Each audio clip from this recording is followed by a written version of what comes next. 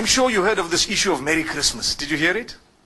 You heard it. Oh, so people started saying, Mufti Menk said you shouldn't say Merry Christmas to the Christians. I'm sure you heard that. Why do you want to just take a small piece of the statement and hold it out like this and make it seem like we are people who do not believe in, you know, a multicultural coexistence, multi-religious coexistence and so on? Let me tell you, I was asked about it recently in Singapore. And the reason I'm making mention of this is to show you that, look, we're not stupid. But sometimes people who want to look at it based on how the media has portrayed it may come to a decision or a conclusion that is not enlightened. They haven't considered everything. So what happened? You see, I grew up in Zimbabwe. We interacted from a young age with the Hindus, the Christians, the Jews, those who are from the African traditional faiths and so on, and we got along. We mixed in the schools from a young age, and as I grew up, I went to a high school that was purely Christian Catholic. That was the best option we actually had. They allowed me whatever I had, and obviously we catered for them, they catered for us. There was a lot of respect, and that's how we developed. Okay? However, when it came to Christmas, there were so many Christians who didn't believe in it. They said, no ways, this is wrong. I recall a young boy, I even know his name, and he was with me. He didn't used to like to participate in religious studies because he belonged to a certain sect of Christianity. And he used to say, these guys don't know what they're talking about because X, Y, and Z, and he gave his reasons. That's not the topic today. But there are Christians who don't believe in Christmas. They don't participate in it. Is there anything wrong if they don't believe in Christmas, Christians? There's nothing wrong. They didn't participate in it. There's nothing wrong. But the minute they put a block on someone else who believes otherwise, then there's a problem. That's what we're saying. So the question you have to ask yourself, did you stop people from celebrating what they want? No. Did you ban them? No. Did you disallow them? Did you spread hatred against them? No. All you said is, Lakum dinukum waliya din. You have your faith and I have mine. So as we grew up, there were a few Hindus who were with me at school. One of them used to eat beef. And I asked him, I said, how come you eat beef? Isn't this supposed to be one of the gods that you consider, a god with respect to them, with due respect to them? But he says, no, this is a special beef. I didn't understand that, but it was just that, okay, I'm not such a strict Hindu. That's what it meant. There were other Hindus who would tell him, listen, you are wrong. There were other Hindus who told him you are wrong. And there were other Hindus who tried to correct him. But he kept on eating it. And then, when it came to Eid al-Adha of the Muslimin, they would never congratulate us. Why? Because we are sacrificing or slaughtering their God, so to speak. We never ever felt bad. Don't expect, and please don't expect a Hindu to tell you Eid Mubarak at Eid al-Adha. Respect them and understand that what you are doing is blasphemous to them, but they've allowed you to continue. It doesn't mean they hate or they are intolerant. It just means that they believe differently and they have a separate system of belief, and it would be insulting to them to actually come onto this side here and tell you, look, as much as you're cutting my God, but well done, welcome, enjoy it, enjoy that. You don't expect it. Come on, use your brain.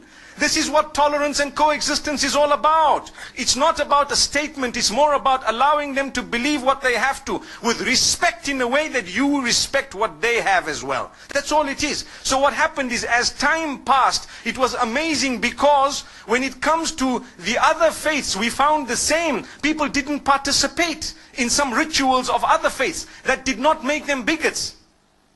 But they respected each other. There was a young man who became a Muslim from the Hindus. The day they were, when they die, what happens is they burn the body. They cremate that body. So this young man, his father had died, and they were cremating the body, and they asked him as the oldest son to actually light the fire. And he said, look, as much as you want me to do it, and that's my father, I'm sorry, it goes against my beliefs. And it caused a commotion until some of those who were wise, who knew. They said, look, that's the man's beliefs. Come on, leave him. Let the next son do it. How can you impose on him some...